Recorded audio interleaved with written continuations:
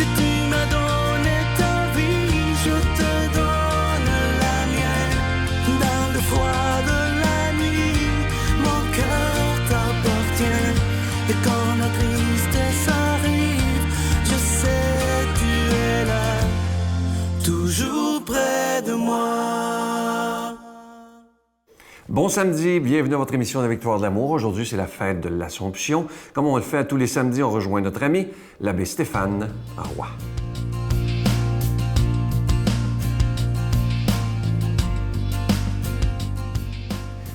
Bonjour à toi et bienvenue pour cette nouvelle chronique, cette nouvelle étape sur les chemins du cœur.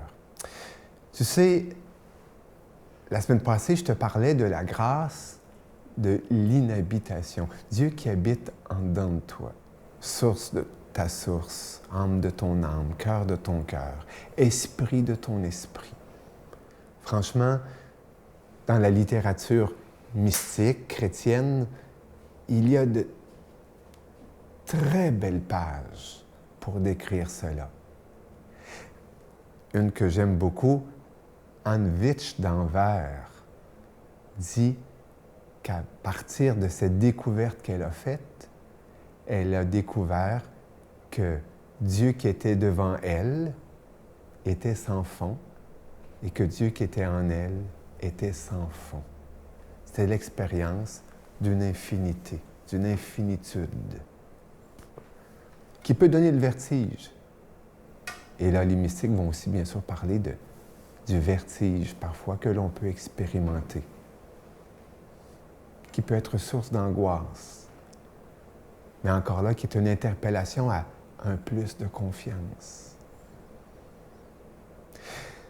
Mais aujourd'hui, j'aimerais te parler que tout en te disant que Dieu peut t'habiter, que tu peux peut-être le savoir avec ta tête, que tu peux le savoir avec ta foi, parce que tu y crois, que j'aimerais te dire que je suis bien conscient que tu aussi, tu peux ne pas le sentir.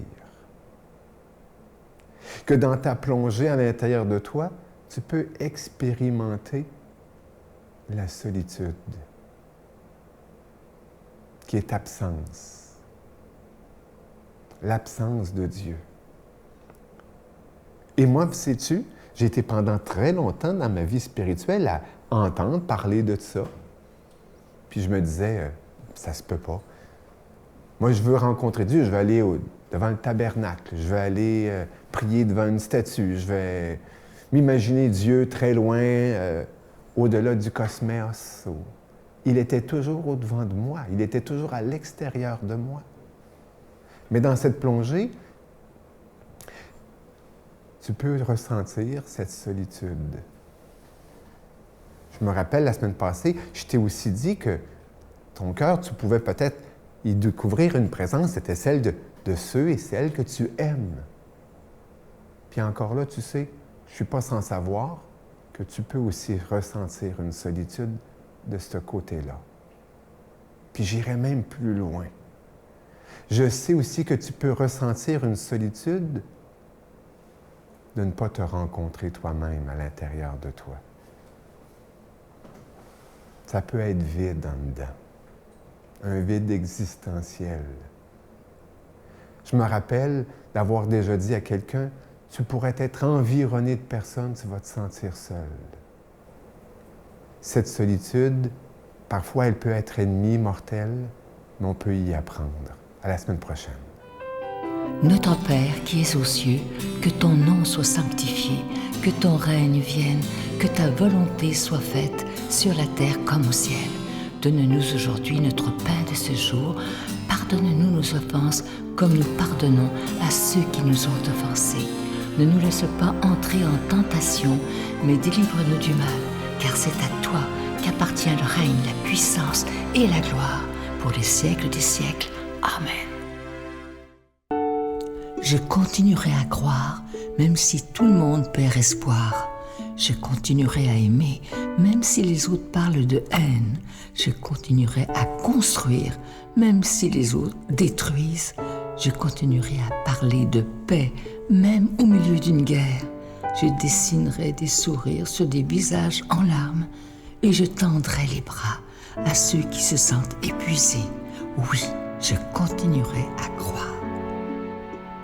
Je suis tellement content de vous parler de ce magnifique cadeau du mois, une exclusivité de la Victoire de l'amour. Pour le mois d'août, le cadeau, c'est un bracelet en bois d'olivier véritable, orné d'une croix argentée en acier inoxydable. Et le bracelet, il est déjà béni. Et je veux, comme je vous l'ai dit la semaine dernière, vous dire ce que représente depuis toujours la signification du bois d'olivier. Alors, c'est 3 choses, entre autres, c'est la paix, le pardon et la réconciliation. Et lorsqu'on décide de porter un bracelet semblable, on indique aux autres et à soi-même, d'ailleurs, qu'on veut être des artisans de paix. Je vous rappelle que vous le recevrez avec un don de 25 et si vous en voulez 2, parce que ça se donne bien en cadeau, avec un don de 40 je vous donne l'adresse. La Victoire de l'amour, case postale 120, succursale Boucherville à Boucherville, le J4B5E6, je vous la redonne. La Victoire de l'amour, case postale 120, succursale Boucherville à Boucherville, le J4B5E6. Également par téléphone, par carte de crédit du lundi au jeudi, de 8h à 17h dans le 514-523-4433, 514-523-4433 ou sans frais le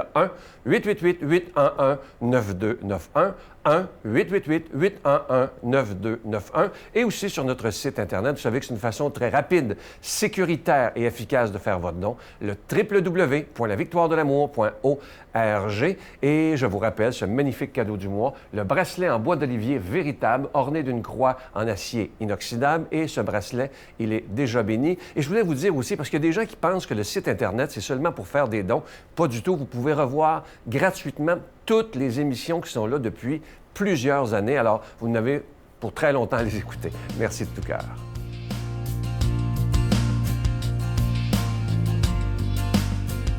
Mon Dieu, donnez-moi la sérénité d'accepter les choses que je ne peux changer, le courage de changer les choses que je peux et la sagesse d'en connaître la différence. Amen. Aujourd'hui, la parole de Dieu est proclamée par notre ami, l'abbé Donald Thompson.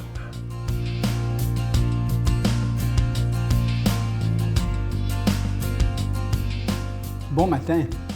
Le 15 août, c'est une grande fête dans l'Église catholique, fête de l'Assomption de la Vierge Marie. Mais qu'est-ce que l'Assomption? D'abord, écoutons l'Évangile d'aujourd'hui dans Saint Luc, chapitre 1, versets 39 à 56. En ces jours-là, Marie se mit en route et se rendit avec empressement vers la région montagneuse dans une ville de Judée. Elle entra dans la maison de Zacharie et salua Élisabeth. Or, quand Élisabeth entendit la salutation de Marie, l'enfant tressaillit en elle. Alors Élisabeth fut remplie de l'Esprit Saint et s'écria d'une voix forte, « Tu es bénie entre toutes les femmes et le fruit de tes entrailles est béni. D'où m'est-il donné que la mère de mon Seigneur vienne jusqu'à moi?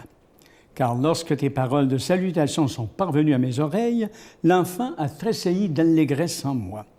Heureuse celle qui a cru à l'accomplissement des paroles qui lui furent dites de la part du Seigneur. » Marie dit alors, « Mon âme exalte le Seigneur, exulte mon esprit en Dieu mon Sauveur. Il s'est penché sur son humble servante. Désormais, tous les âges me diront bienheureuse. Le Puissant fit pour moi des merveilles, saint est son nom. Sa miséricorde s'étend d'âge en âge sur ceux qui le craignent.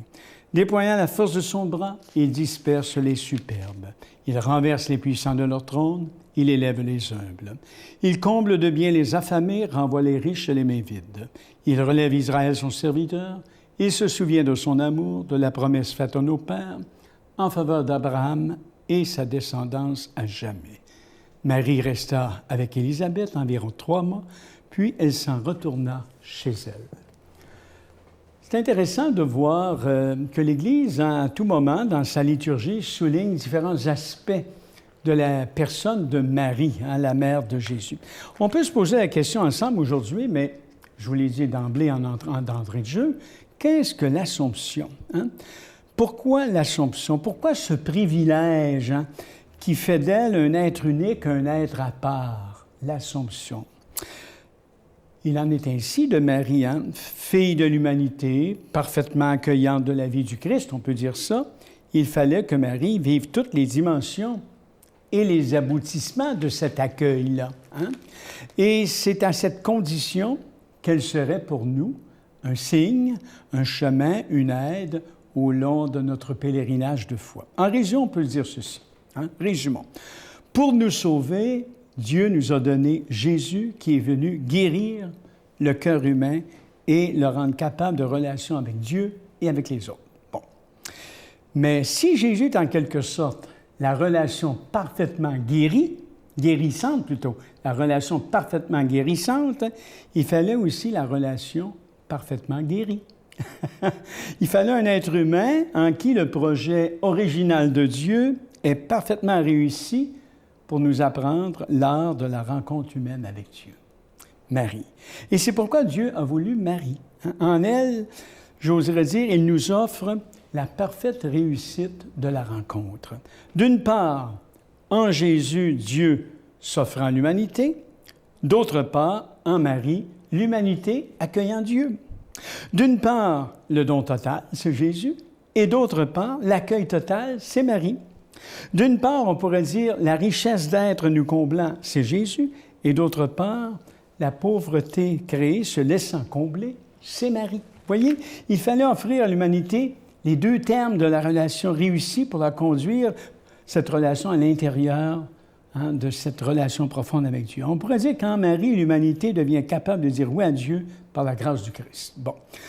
Alors, en Marie, Dieu nous dit que nous sommes ce que nous sommes appelés à devenir. Il nous dit comment le devenir. Il nous dit que nous pouvons le devenir. Rien de trop beau, mes amis. Rien de trop beau. Ce que nous fêtons aujourd'hui, ce n'est pas seulement l'Assomption de Marie, c'est aussi la nôtre, notre Assomption. Ce que nous fêtons aujourd'hui, c'est la promesse d'une plénitude de vie déjà manifestée dans le Christ et déjà pleinement reçue dans la vie, dans une humanité en toute semblable à la nôtre, celle de Marie. Voyez-vous, cette fête de l'Assomption, c'est ce que nous fêtons. Regardons-la. Elle est notre sœur, faite de la même glaise que nous. Regardons-la, cette pauvre humanité si fragile, elle resplendit dans la vie de Dieu. Regardons-la pour apprendre notre propre destin. Regardons-la, Marie, pour, je dirais, continuer à marcher quand l'espérance nous fuit. Regardons-la quand notre propre fragilité nous effraie. Regardons ce signe merveilleux dans le ciel. C'est notre sœur et notre mère, la première de l'humanité qui a pleinement accueilli le salut de Dieu. Alors, j'ose vous souhaiter une bonne Assomption à tout le monde. Bonne Assomption. Ça paraît drôle de vous dire ça, mais c'est profond. En même temps, ça dit quelque chose. Oui, bonne Assomption. Et que le Dieu de la vie aujourd'hui vous bénisse de sa grâce, de sa plénitude, de son souffle de vie. La résurrection, ce n'est pas seulement une promesse, un rêve, elle est déjà commencée. Que Dieu vous bénisse, le Père, le Fils et le Saint-Esprit. Amen. Bonne Assomption. Je vous salue Marie, pleine de grâce. Le Seigneur est avec vous. Vous êtes bénie entre toutes les femmes, et Jésus, le fruit de vos entrailles, est béni. Sainte Marie, Mère de Dieu, priez pour nous pauvres pécheurs, maintenant et à l'heure de notre mort. Amen.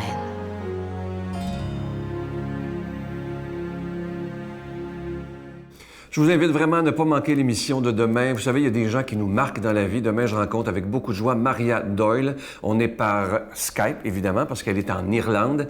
Cette femme extraordinaire, un jour, à 9 ans, apprend qu'elle devient aveugle petit à petit. Elle aurait pu se révolter, maintenant elle est complètement non-voyante.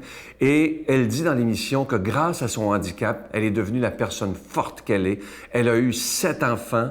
Elle est passée à la voix en France. Elle a été choisie par Lara Fabian. Elle a une voix, une des plus belles voix d'Irlande qu'on dit. Vous allez l'entendre chanter à l'émission a cappella. Et ça nous prouve à quel point il y a des gens qui vivent des épreuves terribles, mais qui, grâce à cette épreuve-là, deviennent des modèles pour les autres. C'est le cas de mon invité, Maria Doyle. Ne manquez pas ça et parlez-en autour de vous. Moi, cette femme m'a bouleversé. Je vous attends demain. Bye.